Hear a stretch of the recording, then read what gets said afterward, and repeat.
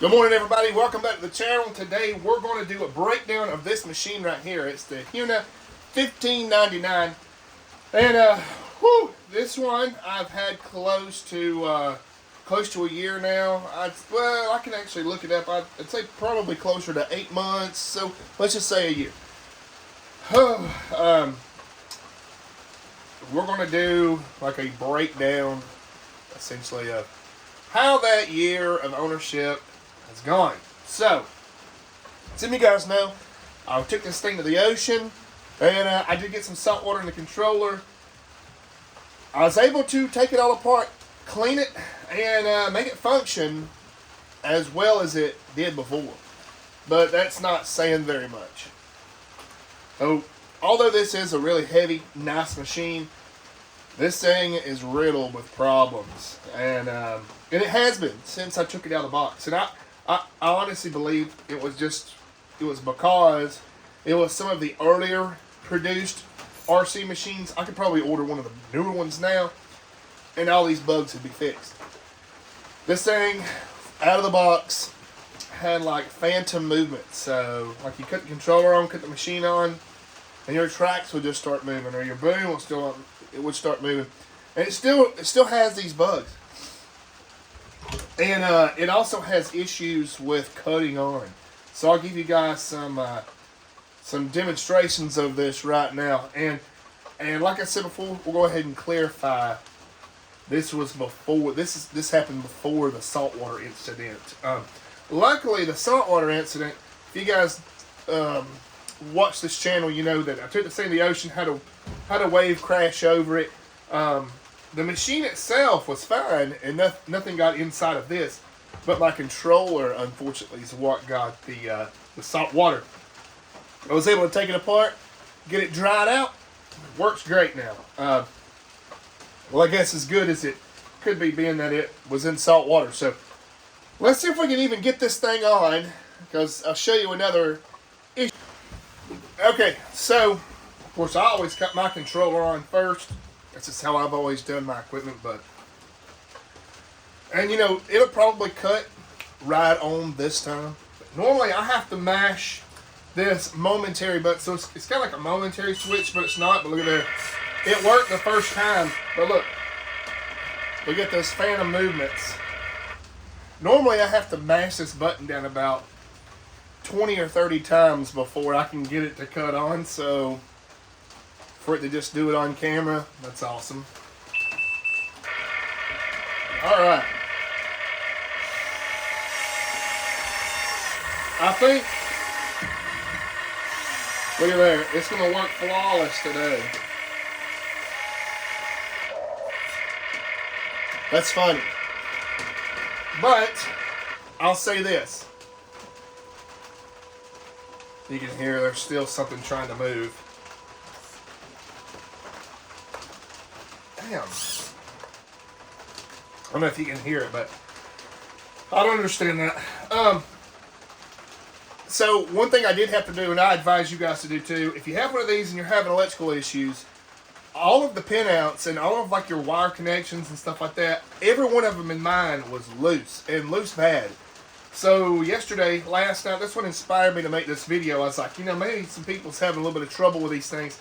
I took it all apart, and I had pinouts and clips that weren't even fully engaged, that weren't clipped in. I went back through the whole machine and got everything tight.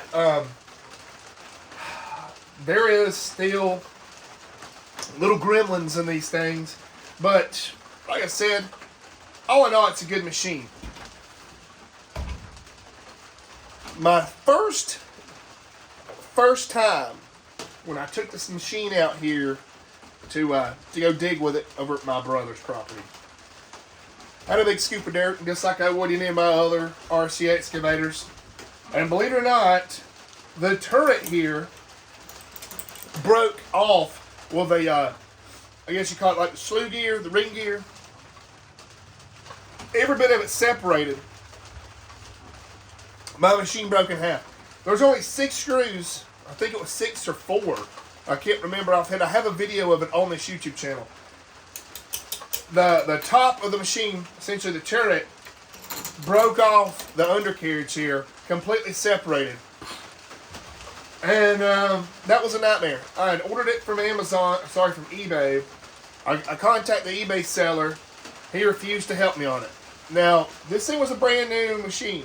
And, you know, it seems like they'd have warranted that, and they wouldn't.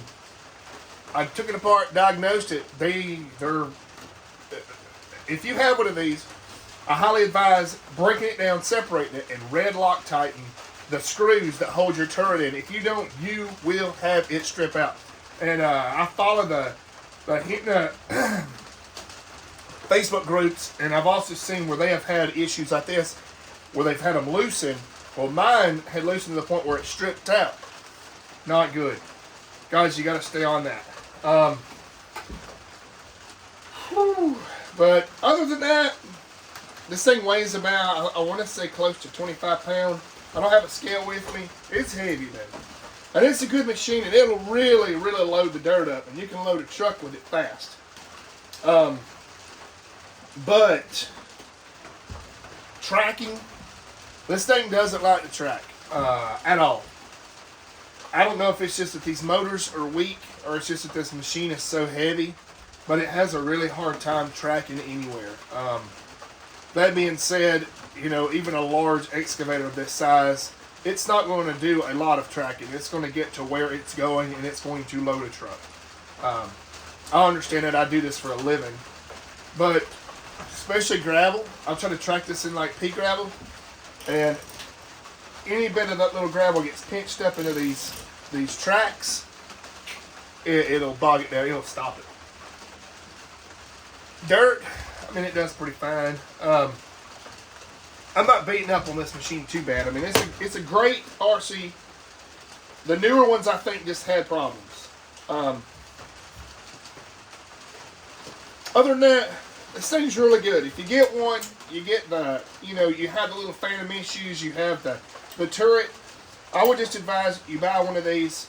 Go ahead, disassemble it, and red Loctite it. Like I said, I've got a video you can look back of me tearing one of these completely apart. Other than that, they're great. If you want to get one of these, you can order one, and I'd rather, honestly, if I had it to do over again, I would order it from Heritage RC. I believe that's the name of it. There is a group, Huina exclusive. You can get one of these, and then you'll have my guy, he'll be able to help you if you have issues. So, like buying it from Amazon and buying it from eBay, you don't really have a support group to help you with parts and stuff like that. But all in all, this thing's good. I have videos of it digging, so I'm not going to really get into the digging aspect of it. If you guys wonder how it digs, just watch the videos. Really, a machine digs as good as the operator. So, you know, I can make one dig really good because I operate these for a living. So, yep, guys, that is everything you need to know about the Huina 1599. Also, you can get larger batteries, which I plan to do in the future. So you guys have a good one. See you on the next one. Thank you.